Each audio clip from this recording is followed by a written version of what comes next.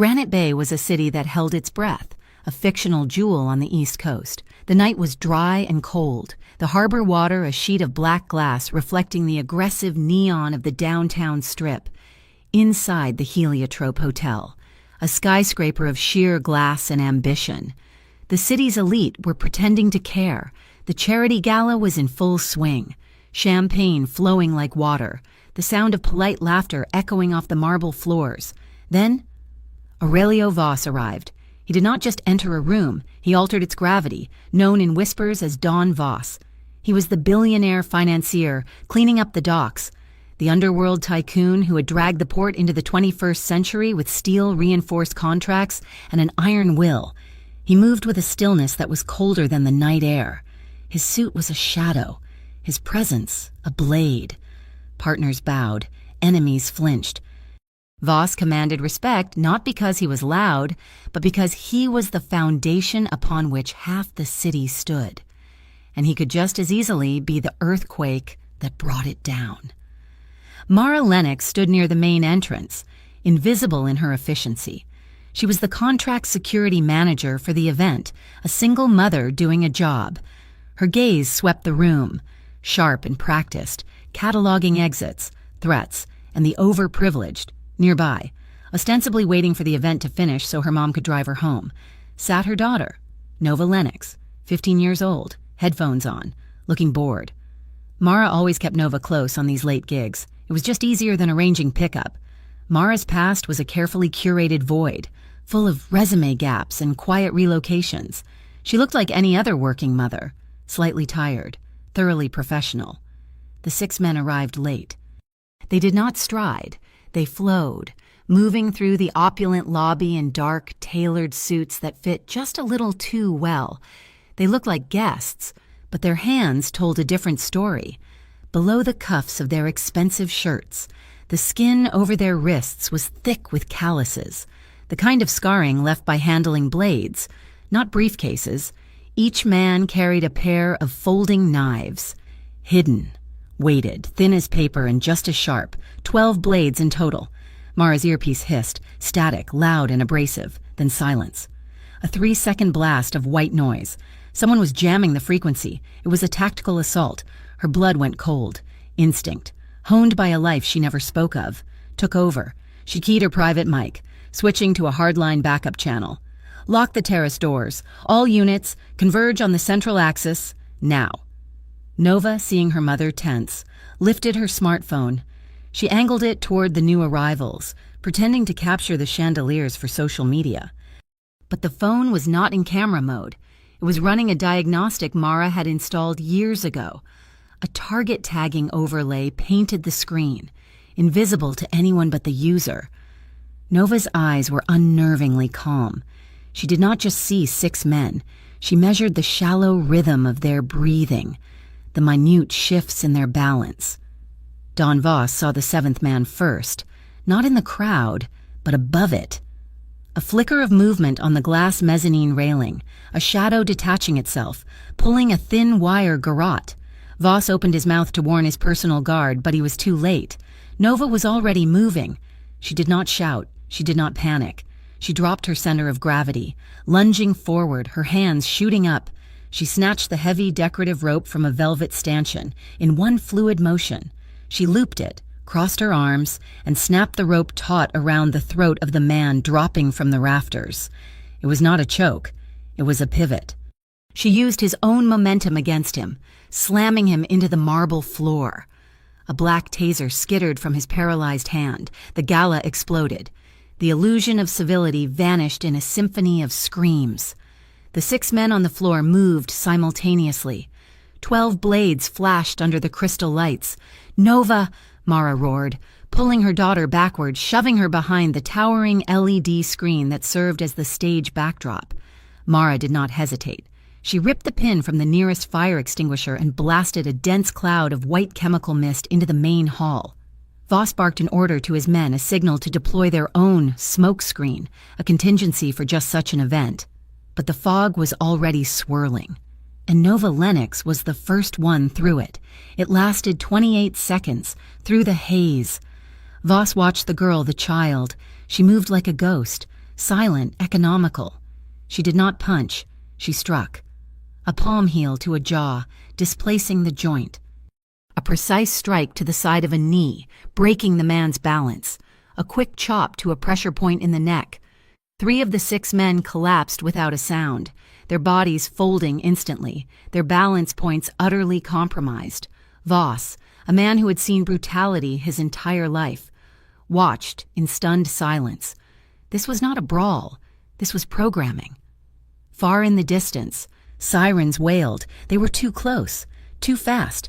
Mara recognized the distinct rhythm of the Federal Integrity Bureau. The sound chilled her more than the blades. She grabbed Nova's arm, her mind racing. This was not just an assassination attempt. The sender, whoever they were, had factored in the response. They wanted Voss caught, holding the bag, surrounded by unconscious assassins. It was a frame. The chaos of the ballroom floor settled into the cold, blue strobing of law enforcement. Mara Lennox watched the FIB agents' Federal Integrity Bureau swarm the scene. Her heart hammered against her ribs, not from fear, but from a cold, familiar rage. Her focus was laser-sharp on Nova, who sat quietly on a silk-covered banquet chair, insulated from the main questioning. Mara had spent a decade trying to blunt her daughter's edges, to bury the instincts she herself had been cursed with. She had taught Nova body awakening. That was the sanitized term the program used. Gray Line, a non-governmental project that sounded like humanitarian aid but specialized in turning good people, desperate people, into instruments. Mara had fled that life precisely so Nova would never have to be sharp, would never have to calculate the vectors of an attack. She just wanted her daughter to be normal. Tonight, that normalization felt like a catastrophic failure. Aurelio Voss stood apart, flanked by his 2 remaining personal guards. He ignored the agents attempting to get his statement. He was analyzing the attack, replaying the 28 seconds of Nova's intervention. The men who had survived her, the 3 she had clinically disabled, were now cuffed, silent and sneering. Voss knew this kind of work. He had spent 5 years and a significant portion of his fortune eradicating the Rust Choir gang to build his clean port. This was different. This new enemy, the 12-fold veil, was surgical. They favored knives. Knives were quiet. Knives left no ballistic trail for forensics. Knives were an intimate, terrifying message. The main elevator doors chimed, and the noise level in the lobby dropped. Special Agent Petra Soames stepped out, her trench coat immaculate, her expression one of professional boredom. "Don Voss," she said, her voice carrying too easily over the din. "Causing trouble at charity events now." She had arrived too quickly. Her team had secured the perimeter within 4 minutes of the first signal. Voss knew the standard FIB response time for a Priority 1 alert in this district. It was 12 minutes, on a good night. Soames was either psychic or she had been parked around the corner. Voss smelled the setup, pungent and sour. Soames turned her sharp gaze to the teenager. And this must be the prodigy. Nova was methodically wrapping a linen napkin around her knuckles, which were already coloring with deep bruises. "You took down 3 trained men. Kid, how did you manage that?" Soames asked, her tone deceptively light. Nova looked up, her face pale but her eyes utterly steady. "He fell. I pushed him. They slipped on the ice from the extinguisher." She spoke in simple, declarative sentences. She offered nothing. She was a perfect gray wall, revealing none of the training Mara had drilled into her. "They slipped," Soames repeated, a thin, disbelieving smile touching her lips. "Right." The procedural dragnet lasted for another hour. Finally, Voss was cleared to leave. He approached Mara and Nova, who were standing near the coat check, waiting to be dismissed. "You are not safe," Voss stated. It was not an opinion, it was a fact. "My car is downstairs. I will see you home." Mara stiffened, crossing her arms. She looked at this man, a figure who represented the exact world of power and violence she had tried to escape. "We are fine, Mr. Voss. We do not need an escort." She refused to be indebted to him, to be pulled into his orbit, but Nova looked at him. She saw the profound exhaustion behind the steel, the deep-seated isolation of a man who commanded everyone but connected with no one. It was a loneliness she recognized instantly. It was the same look her mother wore late at night when she thought Nova was asleep. They were released, and Mara ushered Nova outside into the cold air to find a cab. As they waited on the curb, Mara's phone buzzed with a text from a blocked number. 12 blades are just a greeting. Symbol a 12. Mara's blood went cold. The sigma. 12. Mom. Nova's voice was quiet, pulling her from the digital threat. She held something small and black in her palm. I found this in the shattered chandelier above where we were standing. It was a pinhole camera, high resolution and still warm. Mara took it, turning it over. The firmware logo etched into the casing was not a commercial brand.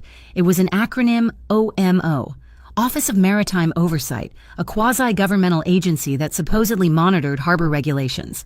Mara's mind connected the dots with sickening speed, the frequency jamming, the impossibly fast FIB response, the surveillance camera from a port authority. The attacker was not outside the system.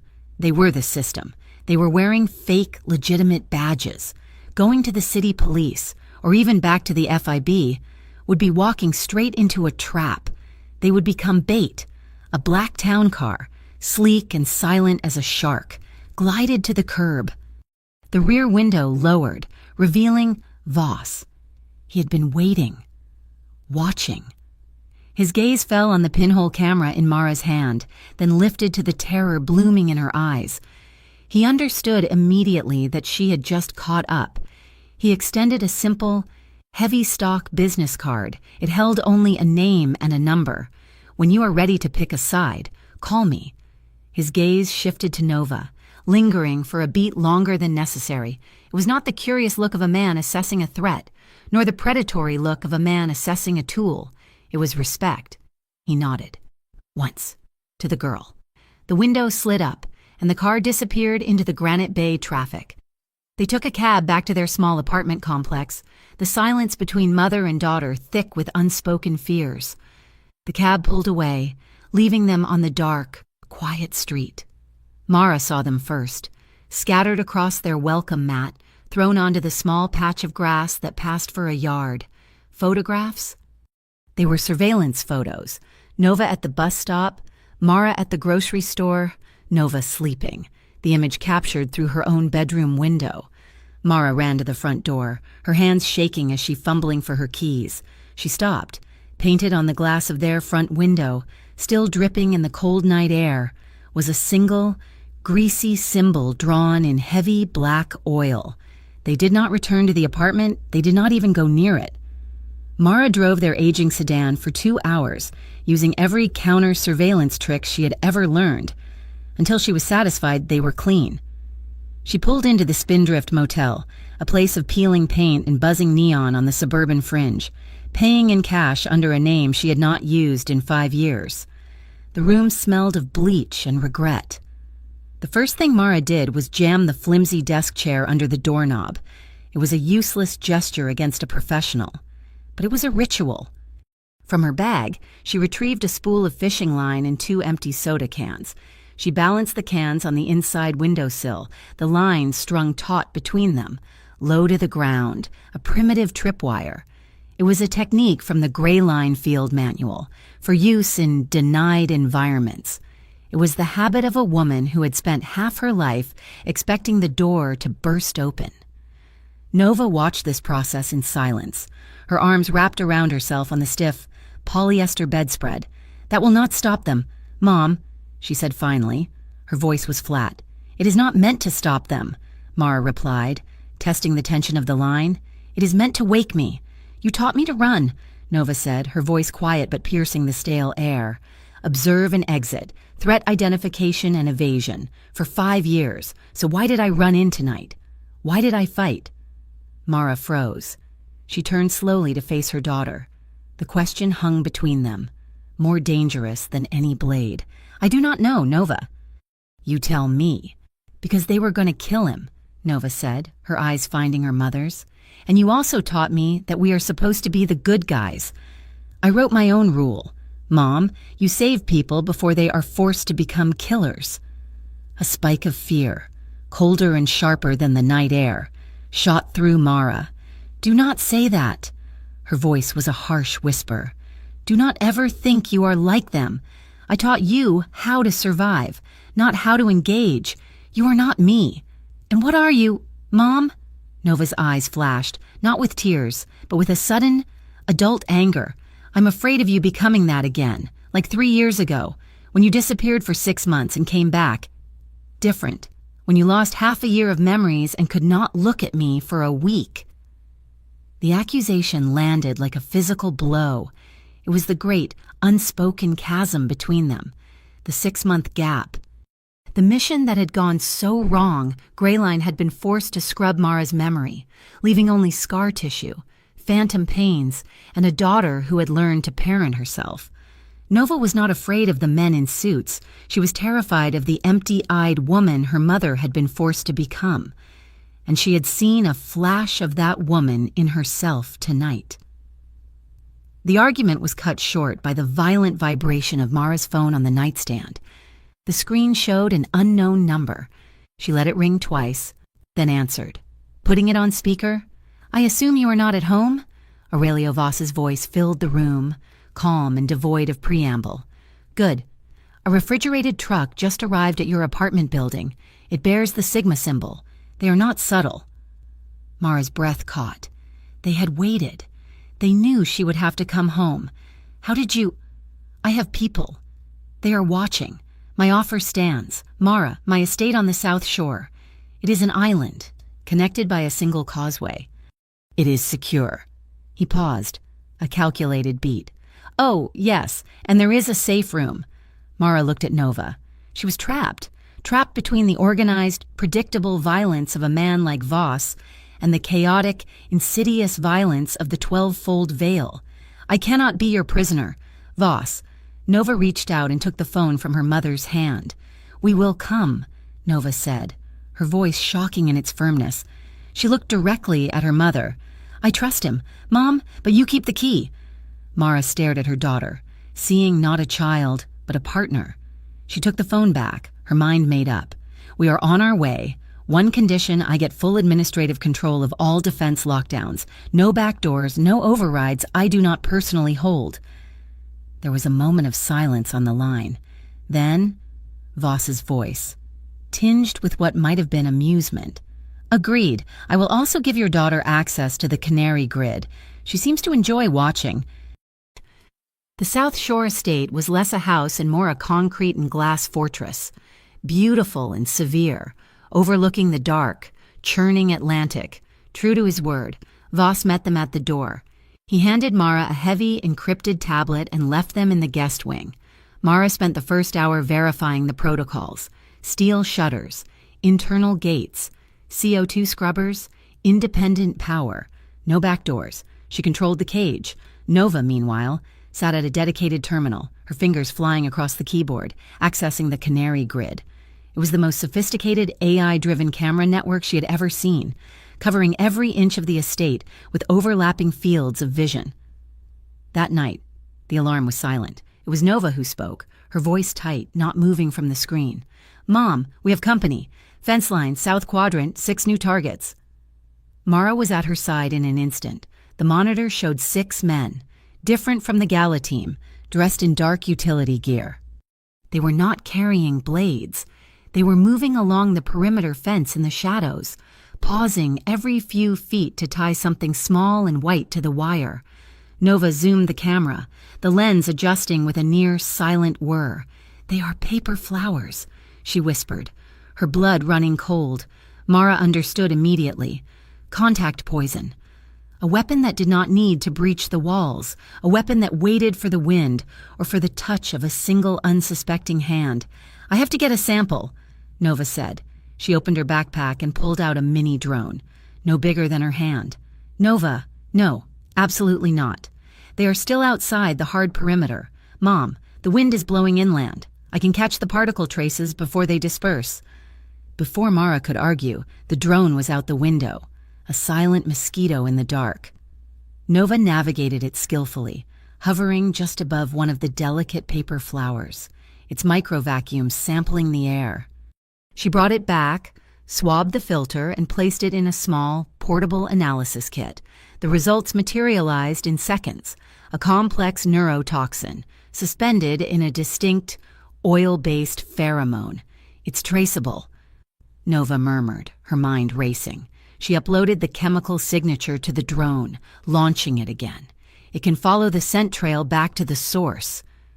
They watched the drone's path on the map, a glowing red line moving away from the estate, back over the causeway, heading toward the industrial wharves.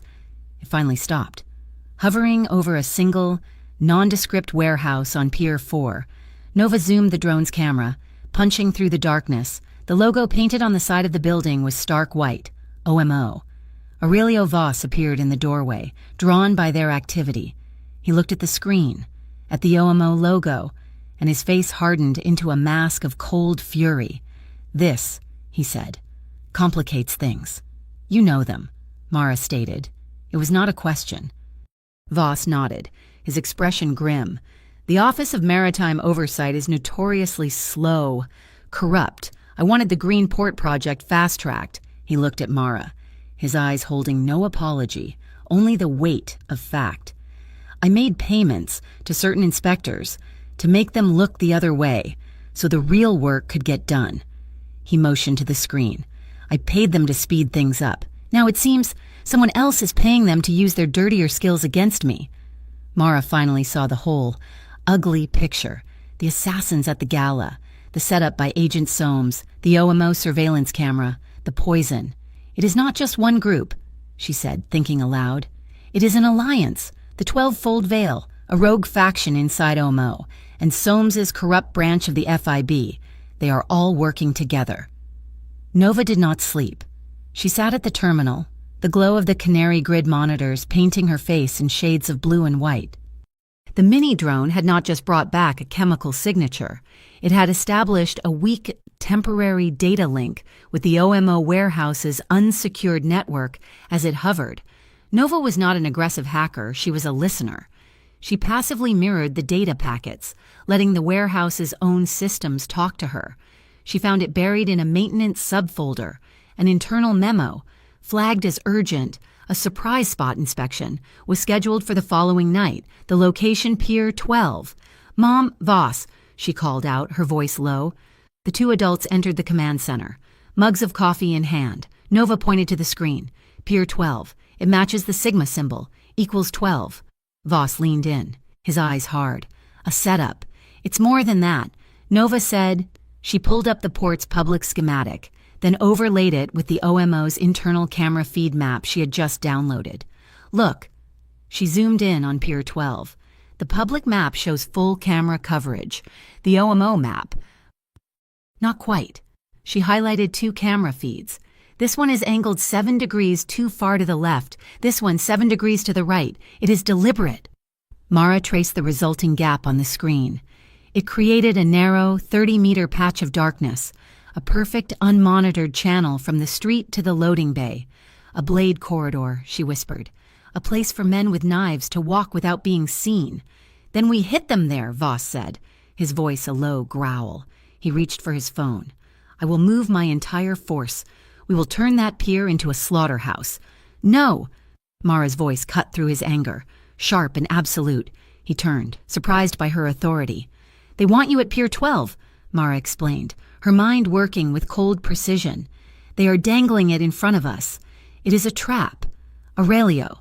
A loud, obvious trap designed to draw your strength. They need you and all your men occupied at the port, so they can strike somewhere else." Voss lowered his phone, his gaze analytic. Wherever they think you are most vulnerable," and Mara said, "So, we will tell them." The plan was simple. An hour later, a known informant on Voss's payroll, one he knew was a double agent, was given a priceless tip. Don Voss was liquidating a sensitive asset in a private, high-stakes game. The location was the Sky Arcade, a glass-walled club on the top floor of a downtown skyscraper. It was the perfect lure for the 12-fold Veil, a target, isolated, high above the city. Later that afternoon, Mara found Nova in the estate's empty gymnasium. The girl was moving through a routine, her feet silent on the mats. It was not a drill Mara had taught her. It was a fluid, lethal sequence, 5 short, percussive strikes, followed by 9 rapid shifts in angle to defend and counter, all executed in the space of a single, controlled breath. 5 beats, 9 angles, 1 breath. Mara felt a cold sickness rise in her throat. She had never shown Nova that sequence. It was a gray line protocol, reserved for senior operatives, a technique for eliminating multiple, armed opponents in confined spaces. Nova had not just learned the basics, she had extrapolated, or worse. She was remembering things Mara had never intended to pass on. Her daughter, her brilliant, quiet daughter, was a natural-born weapon. Mara watched, her hands shaking, terrified of the perfect, deadly thing she had created. That evening, the 3 of them sat at the massive oak table in Voss's dining room. The tension of the coming night was a 4th guest at the table. They ate in silence for a long time. "My brother, Leo," Voss said suddenly, his voice quiet. He stared at the dark wine in his glass. He was not like me. He was soft. He worked on the old docks, the ones the Russ Choir ran. They forced him to move a package. He did not know what was in it. It was a bomb, meant for arrival. It detonated early. He looked up, his eyes bleak. "That is why I bought the port. That is why I am cleaning it. I am not a good man, Mara. But I am building something clean on top of the filth that killed him. I want to break the cycle." Mara met his gaze. The admission cost him, and she respected it. She owed him the same. "When I was with Greyline," she began, her voice low, "there was a mission, a rescue, in a failed state. I pulled a little girl, maybe 6 years old, out of a collapsed building. Her whole family was gone. I got her to the extraction point." Mara's hand tightened around her fork. "After I was debriefed, I asked where the girl was, which agency was handling her relocation. My handler told me the file was sealed. He told me to forget her face. He said, 'She is an asset now, not a person.' That is when I knew I had to leave. I hate these nameless agencies. I hate that they turn people into tools." They looked at each other, the space between them charged. They were not so different. He wanted to destroy the cycle of violence with clean infrastructure. She wanted to cut the chain of destiny that threatened to turn her daughter into a tool. A high-pitched ping from Mara's phone shattered the moment. She glanced at the screen. Another message from... It was not text this time. It was an audio file. She pressed play. The room filled with a deep, digitally altered male voice. It was slow, resonant, and cold as the grave. The daughter speaks first. The mother stays silent forever. Mara dropped the phone as if it were burning. Her face went white. She had been wrong. They were not just trying to kill Voss, the gala, the OMO camera. The poison, it was all surveillance. Not just on Voss, but on Nova. Pier 12 was a distraction, and the Sky Arcade was a test. The real target, the prize they were hunting, was her daughter. The girl's technique, as Soames had called it, was becoming a legend in the shadows, and they wanted it for themselves. Voss saw the realization in her eyes. He stood, walked around the table, and placed his hand on Nova's shoulder. He did not look at Mara. He looked directly at the girl. "No one," he said, his voice a low, cold promise, "touches you without going through me." The Sky Arcade was a box of light, 50 stories above the city, bleeding neon red and blue onto the clouds. The air hummed with piped-in music, but the atmosphere was anything but relaxed. Voss's team, a dozen of his most trusted men, had spent the afternoon rigging the service corridors. High-powered electromagnets, hidden behind decorative wall panels, were wired to a single switch, designed to turn the room into a dead zone for folding steel blades. Nova was in the club's high-tech audio-visual booth, surrounded by monitors. She looked small in the large leather chair, but her focus was absolute. Her heartbeat was a slow, steady drumbeat in her ears. On the main floor, Mara stood near the bar, nursing a club soda, her earpiece live. Her eyes kept straying to the monitor that showed the back of her daughter's head. The service elevator, the one reserved for staff and high rollers, chimed. "Targets acquired," Nova's voice came over Mara's private channel, as calm and clear as an air traffic controller. 6. Service elevator. They are not dressed for a party. Voss and his 2 personal guards moved, placing themselves between the elevator and the main room. The doors slid open. 6 men stepped out. They were not the same team from the gala. These men wore dark, amphibious-looking tactical gear, and their faces were hidden behind smoked glass diver masks. Masks. Mara relayed to Voss. No visual ID. Nova, hit the magnets. Deploying. Nova said. The lights in the sky arcade flickered once as the power diverted to the walls. The 6 men did not react. They did not reach for their jackets. Instead, they raised their arms, and with a soundless snap, 12 blades slid from forearm sheaths. The blades were not steel. They were a dull, milky white. Ceramic, Voss bit out, his blood running cold. The magnets are useless. Version 2.0, Nova observed instantly. They anticipated the defense. Mom, they are advancing. The fight was sudden and brutal. The attackers moved in silence, splitting into 3 pairs, their ceramic knives slicing the neon-drenched air. Voss was not a fluid fighter like Nova. He was a force of nature, a brawler refined by decades of survival. His rhythm was a heavy 3-1-2, leveraged the incoming strike, blocked the stabbing arm with his own reinforced forearm, and downed the opponent with a debilitating counterstrike. He was not invincible, but he was infuriatingly stubborn. He took a shallow cut along his ribs, but used the opening to slam his attacker's head into the bar, dropping him cold. The attackers were good, too good. They pressed him, their movements coordinated, forcing Voss and his guards into a tightening circle. The main bar, Nova's voice said, sharp and focused. The CO2 ports for the drink system. They are creating a negative pressure point just behind their line. It is a choke point. Do it, Mara yelled, already moving. In the booth. Nova's hand slammed down on a keyboard command. A deafening hiss erupted from behind the bar, a massive cloud of ice-cold carbon dioxide gas, meant for chilling glasses, blasted out at floor level. The fog was heavier than air, opaque, and it instantly displaced the oxygen in the attacker's immediate vicinity. The men in masks faltered, their movements suddenly clumsy. They choked, their lungs screaming for air they could not get. It was only half a second, but it was enough. Mara launched herself over the bar just as the fog began to clear. She had a heavy, steel-toothed ice scoop in her hand. She met the first attacker, her style the polar opposite of Voss's, where he was stone. She was water. She flowed around his blade, used the ice scoop to trap his wrist against the wall, and drove her knee into his solar plexus. She was at Voss's side in an instant. They had never fought together, but their bodies understood the language. He was the shield. She was the blade.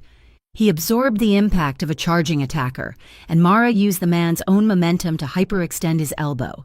He blocked a high strike, and she swept the man's leg. They moved in perfect, brutal harmony, a natural, unrehearsed partnership. It was over in seconds. 5 men were down, groaning, disarmed, and disabled. The 6th was pinned against the glass wall by Voss, his forearm crushing the man's throat. Mara ripped the diver's mask off. The man was pale, his eyes wide with terror. "Who sent you?" Voss demanded, his voice a low growl. "Go to hell." The man gasped. "Soames," Mara said, kneeling. "Agent Soames sent you. This was a cleanup, was not it?" The man's eyes flickered. He started to cough, a wet, rattling sound. Do not trust her," he wheezed, blood flecking his lips. "She's just a manager. The order, the money, and it comes from OMO. Codename Harbor King. He pays us all. He pays everyone." They left the attackers for Voss's cleanup crew and slipped into a dark, empty backstage dressing room. The door clicked shut, plunging them into silence, broken only by their harsh breathing. Adrenaline thrummed in the small space. "You are bleeding," Mara said, her voice rough.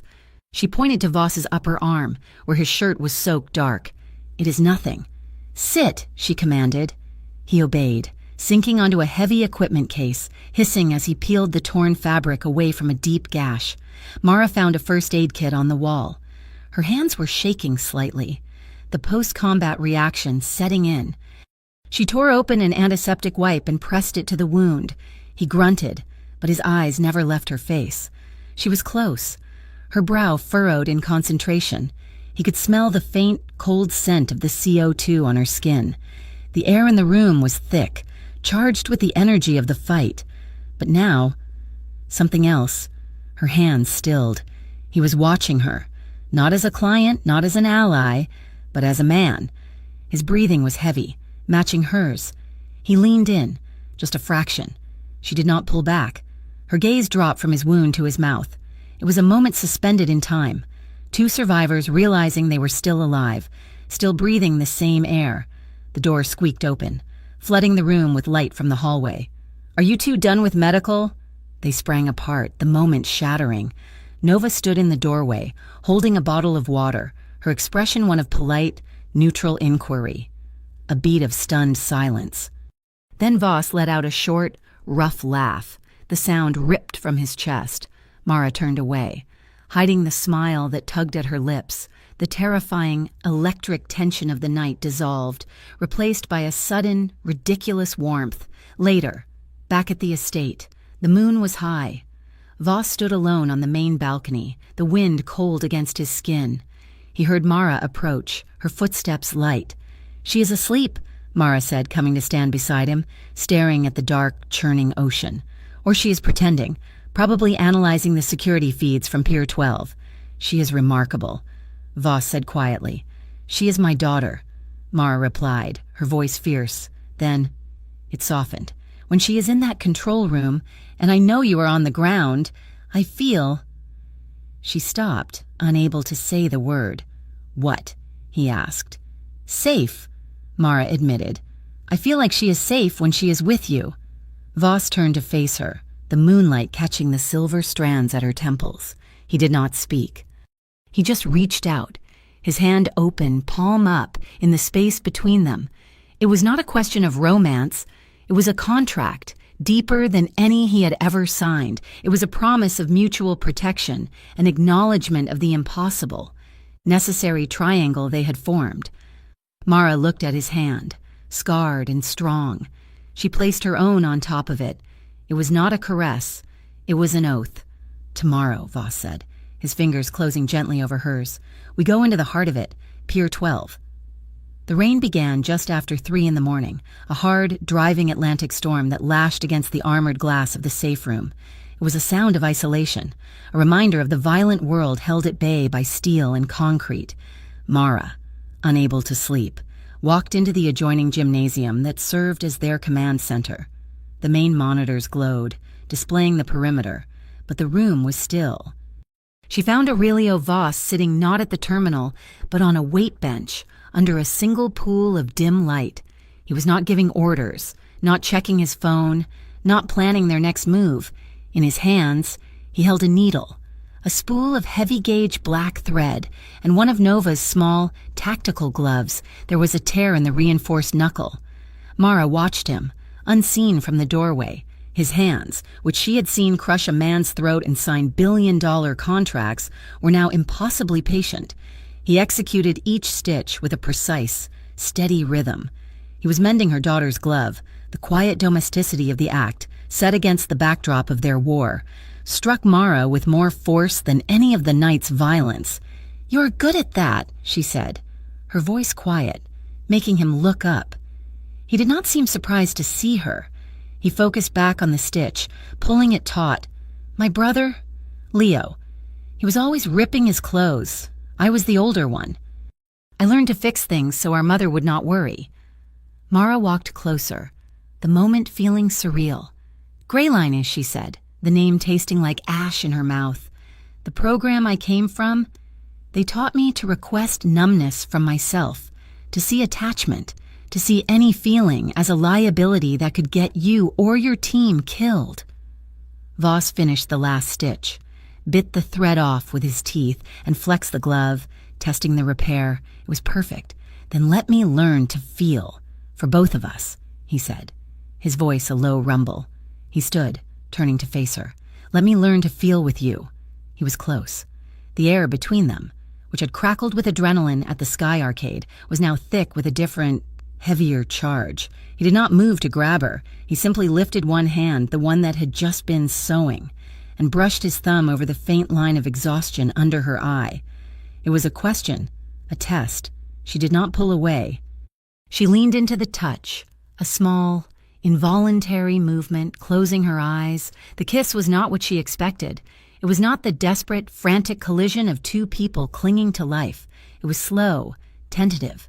It was a test, a probe sent across the razor-thin line that separated them, searching to see if trust could still grow in such barren soil.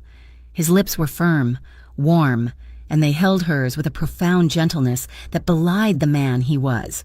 He deepened it, just slightly, and his other hand came up, not to her waist, but to the nape of her neck.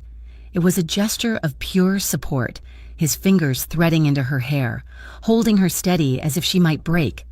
Their foreheads touched, the sound of the rain, the glow of the monitors. The entire world outside that small circle of warmth faded to nothing. His body language was a promise, clearer than any words. You are safe here. Her heavy jacket, still damp from the balcony, slid from her shoulders and pooled around their feet on the floor. The light was dim. The world stopped. There was only the sound of their breathing, unsteady, and the solid, unyielding strength of his arms as they finally circled her waist, pulling her flush against him. She could feel his heartbeat, strong and slow, and her own. A rapid, panicked bird against his chest. Then, slowly, impossibly, her rhythm began to match his. Mara, needing air, needing to see his face, pulled back just half a step. She kept her hand on his chest, her fingers spread wide. He covered her hand with his own, not moving it, just holding it there, pressing her palm flat against him. A small, genuine smile touched his lips, transforming his harsh features into something she had never seen before. It still chooses to live, and he murmured, feeling her pulse thrumming against his ribs. They did not speak for a long time. Later, they found themselves on the padded training mats on the floor, lying on their backs, side by side, staring up at the concrete ceiling. They did not touch. They just existed in the same quiet space. The storm raging outside. They whispered, not of the mission or of Harbor King, or of the men with blades. They whispered about quiet mornings, about the ridiculous price of coffee. Voss confessed he had never learned to poach an egg. Mara admitted she wanted to see Nova laugh without analyzing a threat first. It was an intimacy woven from shared truths, not shared bodies. It was more profound and more terrifying than any passion. They sat up, the spell breaking, the reality of their situation returning. "We need rules," Voss said, his voice back to its familiar, decisive tone. He grabbed a tablet. "Static rules, for the three of us." Mara nodded, her mind instantly sharp. "If one of us is in the field, the other is Nova's rear guard. No exceptions." "Agreed," he said, typing. "Nova is never to be used as bait. She is support, not a primary. And no lone heroes," Mara added, meeting his eyes. "All intel is shared, no secrets, not from each other." A shadow fell over them. They both looked up, tensing. Nova stood there, holding a thick, woolen blanket. Her expression was, as always, unreadable. She walked forward, and with a teenager's awkward, silent efficiency, she draped the blanket over both of their shoulders as they sat on the mat. She said nothing. She simply placed a folded piece of paper on the floor between them and walked back to the command terminal. Mara picked it up and unfolded it. The note was in Nova's precise, clean handwriting. "I approve, but do not hide things from me." A short, rough laugh escaped Voss. Mara felt a smile touch her own lips. A high-pitched chime cut through the quiet. It was not an intrusion alarm. It was a notification. They both turned to the main monitor. A decryption program Nova had been running on the OMO data had just completed its work. A single file, now unlocked, blinked on the screen, Project Harbor King, zip.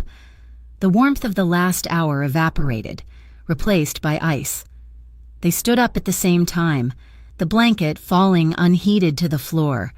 The new, fragile thing that had just taken root between them would have to wait. The storm was no longer outside. It was here.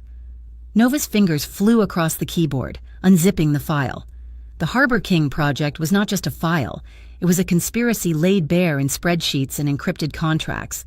It detailed a hostile takeover of Granite Bay's shipping lanes, routed through a private, anonymous shell corporation, the final signature on the privatization deal for Pier 12. The one that granted the corporation oversight rights through the OMO belonged to an anonymous investor. Nova ran the digital signature through a cross-reference with FIB public asset declarations. A name popped up, Petra Soames. "Soames is Harbor King," Nova said, her voice flat. "She's not just a corrupt agent. She is the investor, using the FIB to secure her own criminal enterprise, with the OMO as her muscle."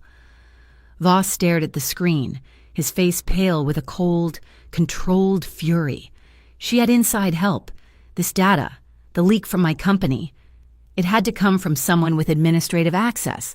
He moved to his personal terminal, his movements lethargic, as if dreading what he would find. He ran a security audit of the access logs for the original port blueprints, cross-referencing them with Soames's digital footprint. There was one overlap, one user who had accessed the files from an unsecured network, just days before the Gala attack. "Calder," Voss whispered, the name a betrayal. Calder Ree, his deputy advisor. The man he had trusted with his financials for 8 years, a man he had considered a friend. Mara looked at the defeated slump in Voss's shoulders. "Do not break," she ordered, her voice sharp. "We use him." The plan was set in motion. Mara staged the entire encounter. Nova, dressed in a borrowed OMO intern uniform, complete with a fake ID, accidentally bumped into Calder Ree at a downtown coffee shop known for its OMO clientele. She panicked, dropping a stack of files. As she gathered them, she let him see the top sheet, a fake prospectus detailing a massive untraceable payout for the second phase of the Harbor King project. Ree, his eyes gleaming with greed, helped her. "You seem stressed," he offered, his voice slick. It is my first week," Nova lied, pitching her voice with the perfect amount of youthful anxiety. "I'm just trying to understand the pay structure. The Sigma transfers are confusing." Ree laughed, leaning in conspiratorially. "A little tip, kid, do not get hung up on the Greek. It is not Sigma. It is sum, as in the sum total, 12-fold veil, 12 branches. OMO is one, Soames's unit is another. You find the other 10. You find the real money." He had given them everything, the structure, the motive. As Ree walked away, Mara's phone buzzed, a text from an unblocked number, bold and arrogant. It was from Soames. "Hand over Nova. This ends." Mara looked across the street where Nova was calmly dumping her coffee in a trash can. Her daughter, her asset, her child. She typed her reply, her thumb steady. "She's not merchandise." The response was almost instantaneous. "Then you have chosen Pier 12, midnight, or the bridge goes." "The bridge," Voss said, reading the message over her shoulder. "The zinc bridge. It is the only access point to the pier." "She is bluffing," Mara said, but her blood ran cold. "I cannot risk it," Nova said, her voice suddenly sharp. She was already at her laptop, pulling up the schematics for the zinc bridge. "It is a pressure-sensitive suspension bridge. It has electrical load sensors. If they planted explosives..." She ran a remote diagnostic, pinging the bridge's internal maintenance network. "Mom, there are fluctuations, the load sensors. They are reading micro-voltages that do not match the ambient weather pattern. They are not bluffing. They have put pressure mines on the bridge." "The shift change," Mara whispered, horrified. "The civilian port guards, they cross that bridge at midnight." "They are still alive," Nova said, her eyes fixed on the screen. 2 guards, they are on foot patrol, approaching the bridge now. They are 30 seconds out. "Call it in," Voss yelled. "No time," Nova shouted. She hacked into the bridge's emergency system, bypassing all protocols, and triggered the lockdown alarm, a deafening siren designed to clear the span in an emergency. On her monitor, she saw the 2 tiny figures representing the guards freeze, then turn and sprint away from the bridge. 5 seconds later, the first mine, likely triggered by their retreat. detonated, taking out the first 10 meters of the causeway in a flash of orange fire. Nova had saved them, with seconds to spare. Voss was silent. He looked at Mara, then at Nova. He left the room without a word. Mara found him an hour later in one of the estate's commercial walk-in freezers.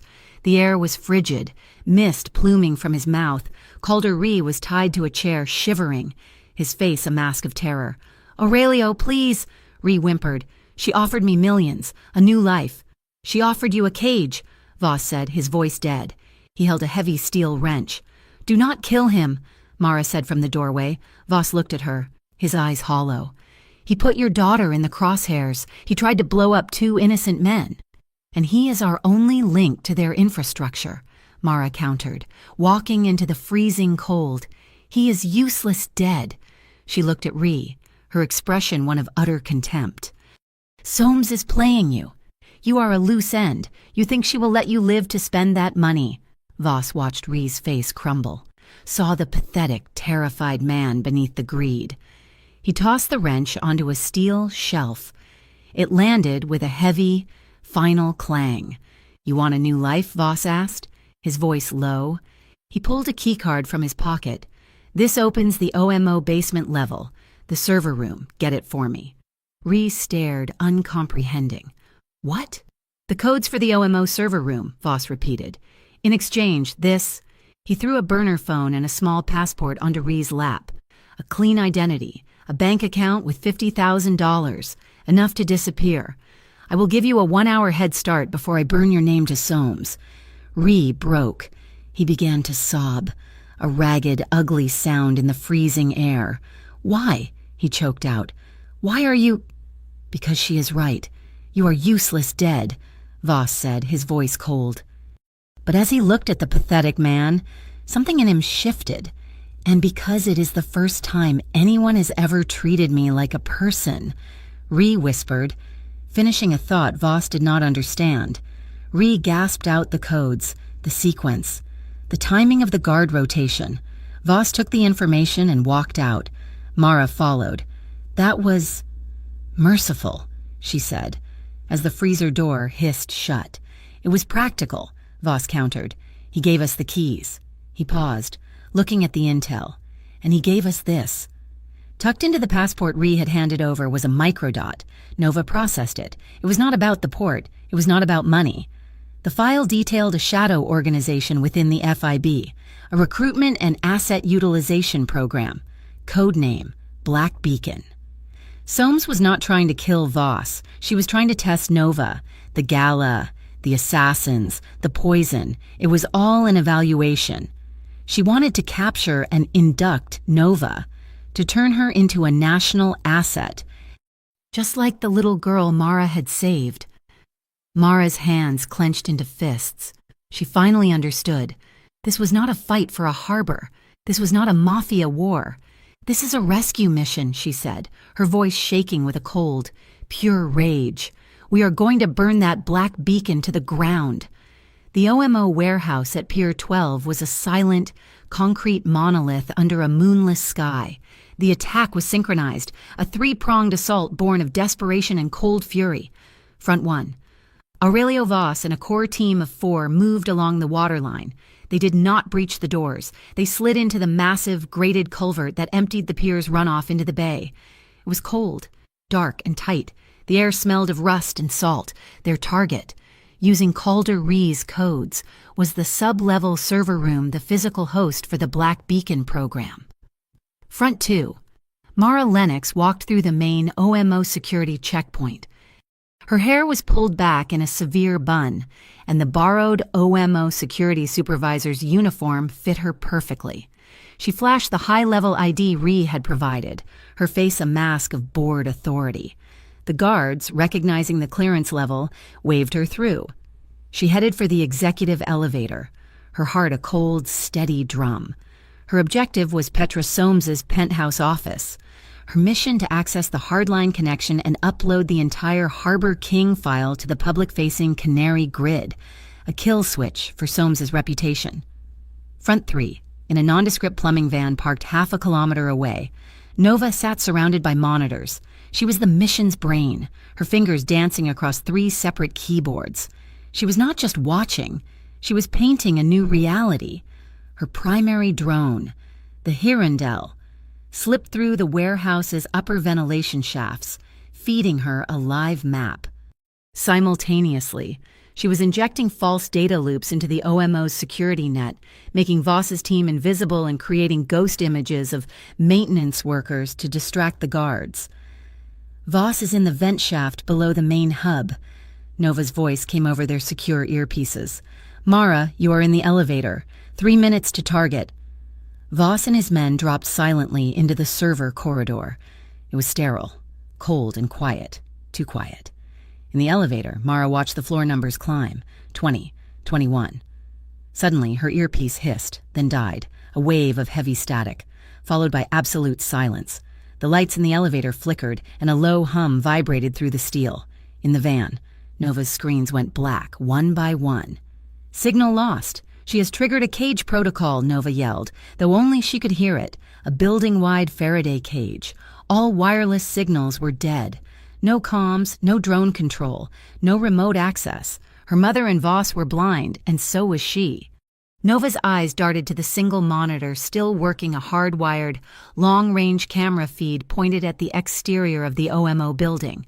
She could not talk to her mother, but she could see her. She saw the lights in the penthouse office. On the 22nd floor, flash on, Mara had arrived. Nova's mind raced. She grabbed a new keyboard, one linked to the Granite Bay Port Authority's municipal grid. She could not hack the building, but she could control the lights outside it. On the massive loading crane 300 yards from Mara's window, a series of bright, white safety lights suddenly began to flash, piercing the darkness. SOAMESINROOM. In the penthouse, Mara saw the flashes. Morse code. She smiled. Silent cinema. Her daughter was still with her. She found Soames sitting at her desk, a pistol resting lightly on the polished wood. The cage protocol was a nice touch, Soames said, her voice calm. But you are too late. Mara, order requires dirty hands. Someone has to make the hard choices. This is not order, Mara said, striding to the wall terminal. It is just a cage built by someone afraid of the light. She slammed her hand on the terminal, initiating the upload. Cute.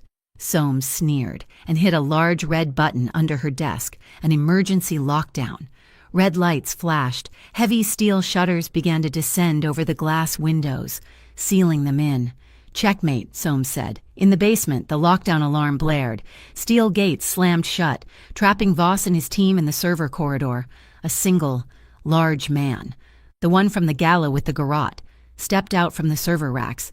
He held 2 long, white ceramic blades. Voss shoved his men back. Get the door! He's mine! The fight was a blur. Voss was strong, but the attacker was faster, his ceramic blades slicing the air.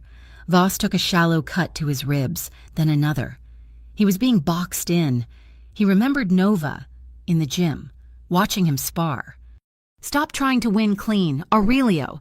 Just win right. The attacker lunged. Voss did not block.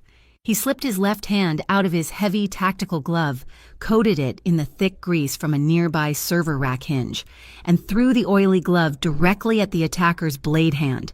The man, surprised, tried to deflect it. The glove hit the ceramic hilt. His grip, slick with oil, failed. The blade spun from his grasp. In that split second of confusion, Voss stepped in and ended the fight with a single, brutal blow. He turned to the server. Beacon route, he muttered, finding the main access drive, above in the penthouse. Mara was trapped. The upload was stuck at 40%, blocked by the internal lockdown, in the van. Nova watched the steel shutters close on her mother's location. She saw the external steam pressure readouts for the building and old, decommissioned pipe system. She rerouted all available power, triggering the emergency release valve. Inside the penthouse, a loud bang echoed from the walls. A massive cloud of high-pressure steam, hot and thick, blasted from an old radiator pipe, filling the room with white fog. The fire alarm shrieked. Soames coughed, her eyes watering. What is this? A fire, Mara said calmly. And what happens during a fire? Agent, the building's automated system. sensing extreme heat and smoke, overrode the lockdown. The steel shutters reversed, grinding open to vent the fire. The internal network, fooled by the conductive steam, recognized a catastrophic failure and dropped its firewalls to allow external emergency access. On Mara's terminal, the upload bar flashed green. 100% upload complete in the van. Nova smiled. "No!" Soames screamed, raising her pistol. The main doors to the penthouse burst open. Voss stood there, his shoulder bleeding, the beacon route drive in his hand. The three fronts had converged. "Let's go," Voss barked. Soames fired, but Mara was already moving, tackling Voss out of the doorway. The bullet sparked off the steel frame. They did not take the elevator. They took the emergency stairs down, linked up with Voss's men, and made their exit the same way he had come in through the water culvert, as they slipped into the dark, churning water of the harbor. Voss clutched the drive. Nova, who had met them at the exit, was nursing her hand, the skin red and raw from overriding a superheated sensor panel to get the door open. Voss had a deep gash in his shoulder that was bleeding freely. They had the key, but they had paid for it. Behind them.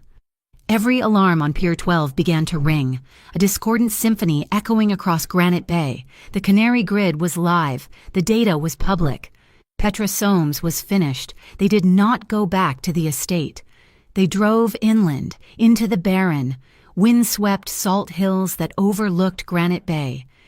Their sanctuary was a long-abandoned church, its roof mostly intact, its stone walls a defense against the wind. They were cold, wet, and bleeding, but they were alive, and they had the root drive. Inside, by the light of 3 high-powered lanterns. Mara worked on Voss. He sat on the remnants of an old wooden choir stall, his shirt off, his face pale. The gash in his shoulder was deep, ragged, and still weeping blood. "Hold still," Mara ordered, her hands quick and practiced as she threaded a surgical needle. "This is getting to be a habit for you." He grunted, wincing as she cleaned the wound. "This time, I'm handing you the bandages, Mom." They both looked up. Nova stood there, holding a roll of gauze and a small bottle of antiseptic. She offered them to her mother with a faint, tired smile. "You're running low." Voss let out a short, rough laugh, which turned into a cough. Mara took the gauze, her own lips twitching. Smart kid. After he was bandaged, they sat close together on the cold stone floor, sharing a thermos of hot chocolate milk Nova had grabbed from the van and a loaf of bread one of Voss's men had stashed. The silence was heavy, but no longer tense. It was the shared exhaustion of survivors, the simple, warm food, the quiet drumming of the rain on the slate roof. It was a moment of profound, stolen peace. Voss looked at the dark, sweet liquid in his metal cup, his gaze distant. "My brother, Leo," he said, his voice thick. "He would have loved this." He looked at Mara, then at Nova, his eyes unnervingly bright. "He loved hot chocolate, always said it was the cure for a bad day. I wish he was alive to see this. To see that, a family, however broken and strange, was still possible." Mara's heart ached for him, for the shared history of loss that bound them. She looked at her own daughter, who was watching Voss with an expression of quiet empathy. "Nova," Mara said, turning to her, "what you did tonight, with the alarms, the steam, that was you. That was not Greyline. That was not me." "I know, Mom," Nova said, looking at her hands, still red from the hot panel. "I need you to understand," Mara continued, her voice fierce, willing her daughter to meet her eyes. "You are not a weapon. You are not an asset. Greyline, Soames, they are wrong. You are a person, and you have the right to choose. You can walk away from all of this. Right now. We will just disappear." Nova was silent for a long moment. She looked at her mother, at the desperate hope in her eyes. Then she looked at Voss, at the quiet, profound pain he held. She looked down at the Beacon Route drive, the object that had cost them so much. "No," Nova said, her voice clear and steady. "I do not want to run anymore." She met her mother's gaze. "So let me choose. I choose to stand with you, and with Aurelio."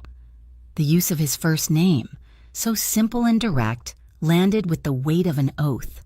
Voss looked at her, his expression unreadable. He reached into his own pocket and pulled out a simple leather thong. On it hung a small, irregularly shaped piece of dark metal, polished smooth but still showing the pits of its origin. He held it out to Nova.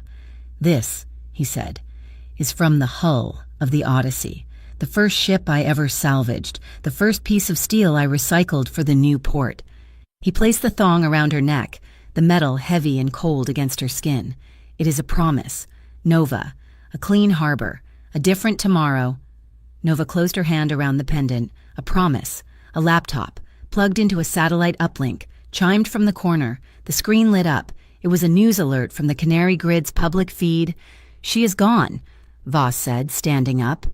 The moment of peace shattered. The alert was clear. Special Agent Petra Soames, due for formal arrest on charges of domestic terrorism and corruption, has evaded her federal escort. Her whereabouts are unknown. "She is not running," Mara said, getting to her feet. "She is regrouping." Nova was already at the keyboard, her fingers flying. "Mom, she is activating her assets, the Black Beacon network. They are not routing to a government building. They are all converging on a single, private location." She brought up a map. "Spindle Yards, an old, decommissioned cable mill on the industrial peninsula. It is a dead zone.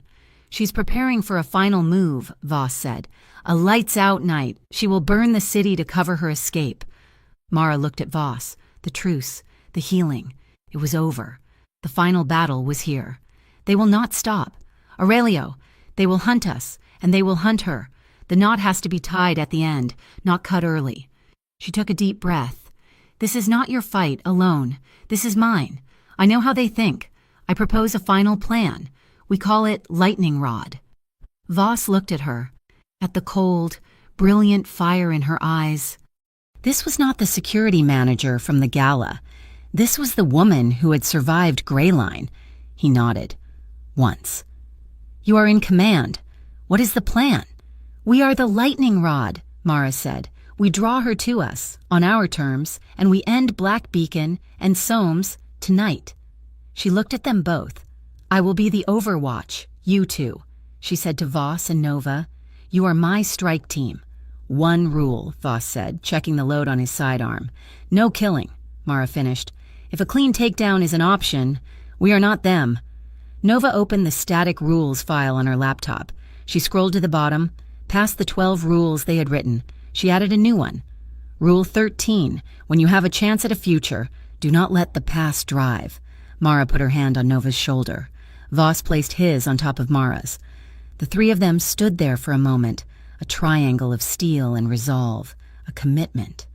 No one sacrifices themselves. No one is left behind. Nova looked at the clock in the corner of her screen. "She is moving fast. All Black Beacon assets are expected at Spindle Yards in 4 hours." The countdown had begun. Spindle Yards was dark as the bottom of the ocean. The abandoned cable mill was a skeleton of rust and shadow. The perfect place for a final, quiet war. The storm was directly overhead, lashing the tin roof with horizontal rain. Black Beacon had established a perimeter, using OMO agents as their outer guard. Inside the main factory floor, waiting in the absolute darkness, was a new, upgraded squad of the 12-fold Veil, version 3.0, from a ridge overlooking the mill. Mara Lennox activated the Lightning Rod. She had jury-rigged the mill's massive ancient loading crane, forcing its boom skyward, connecting its grounding cable to the internal junction box of the Black Beacon's Faraday cage. She waited. The sky turned white, and a bolt of lightning, seeking the highest point, struck the crane. A sound like a cannon shot echoed through the yard as 1 billion volts of electricity surged, bypassing the cage's protections and flash-frying its internal network. In the van, Nova watched the signal-jamming software flatline. "Cage is down. You have 90 seconds until their hard reboot." That was the signal. 90 seconds. From a breached utility tunnel, Voss and Nova moved. They ascended a twisted spiral staircase, emerging into the factory's upper gantry. They were silent. A 2-person strike team. Nova was fluid and fast, Voss a moving wall of cover. They encountered 4 Black Beacon operators, scrambling to reset the system. They did not use weapons. Nova used a high-potency pepper spray, blinding them. And Voss used zip ties, disabling them. Nova was the motion. He was the anchor. They dropped to the main floor just as the emergency lights flickered back on. Petra Soames stood in the center of the vast room, flanked by 6 of the 12 blades. "Impressive," Soames said, her voice echoing in the cavernous space. She was not panicked. She was pleased. "You passed, Nova. Every test." "This was a test?" Nova asked, her voice tight. "It always was," Soames admitted. Her face illuminated in the red emergency lighting. "The country needs saving, child, but the old ways, the clean ways, they do not work anymore. We need assets who can work in the dirty shadows. I am inducting you, Nova, into the National Secret Curriculum. You will be the one who saves this country." "No." The voice came from the gantry above. Mara stepped into the light, her face uncovered, her rifle aimed not at Soames, but at the ceiling. "I was a product of that kind of logic. Soames, I was taught that the mission was all that mattered. I lost who I was. I will not let my daughter lose herself again." "Then you will all die here." Soames snarled and signaled her blades. The final fight was a blur of motion.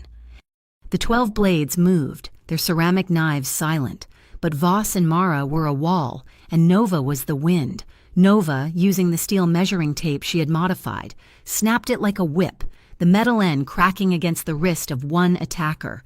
Forcing him to drop his blade, another lunged at her. Voss moved, shoving Nova clear, taking the shallow slash of the ceramic blade across his own bandaged shoulder. He grunted, the pain irrelevant. He kept his balance, grabbed the attacker's arm, and used the man's own momentum, pivoting, just as Mara had taught him. He executed a perfect hip toss, slamming the man onto the concrete floor. It was over. Soames, defeated. Her forces neutralized, backed away. Her face a mask of disbelief. She reached into her jacket. "Mara, no," Voss shouted. Soames was not pulling a gun. It was a detonator. "If I cannot have her," she screamed. "No one will." She pressed the button. Explosives, planted on the ceiling trusses, detonated. The roof began to collapse. Mara reacted on pure instinct. She shoved Voss and Nova backward, pushing them clear into a reinforced concrete alcove. "Get down!" They stumbled to safety. Mara was half a second too late. A massive steel I-beam, twisted by the explosion, crashed down, pinning her by the leg. She was trapped. Voss roared, trying to lift the beam, but it was too heavy. Debris was falling, fire spreading. "Mom!" Nova screamed. Mara looked at her daughter. "Run, that is an order, run!"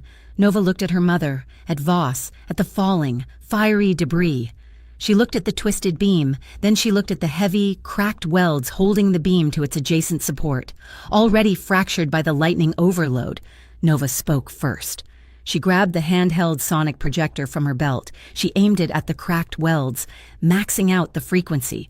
A low, bone-jarring hum filled the air.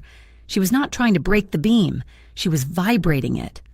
The metal screamed, the microfractures spreading, the beam shifted, groaning, the tension releasing as the cracked welds finally gave way. Voss, understanding, grabbed Mara under the arms. "Now." He pulled her free, rolling backward just as the entire section of the roof caved in, burying the spot where she had been.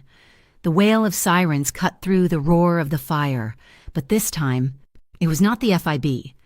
The main gates of Spindle Yards burst open, and the blue and white cars of the Granite Bay Civil Port Police flooded the compound, guided by the now public data from the Canary grid. They found Soames, wandering in the rain, shell-shocked. The remaining 12 blades simply sheathed their weapons and waited. One of them looked at Soames as the police cuffed him. "The contract is void. Black Beacon is exposed. You have no value." Soames looked up and saw Mara, bruised and covered in soot, emerge from the fire. You should have killed me," Soames whispered. Mara knelt, taking the heavy cuffs from a port officer. She clicked them onto Soames's wrists herself. "Light does not need permission to turn on, Agent," Mara said, her voice final. The choice, the moral argument, was over. Dawn broke over Granite Bay. The salt air smelled of rain and smoke. At a press conference, Aurelio Voss, his arm in a sling, announced he was transferring the deed for Pier 12 to the city, endowing it as a maritime search and rescue training center for at-risk teenagers. The OMO, exposed by the Canary Grid data, was formally dissolved by an emergency city council resolution later that day on a quiet wooden pier. Voss and Mara watched Nova coil a docking line. They had just bought a small, fast boat. "Tomorrow's tide," Nova announced, pointing to the name she had painted on the hull.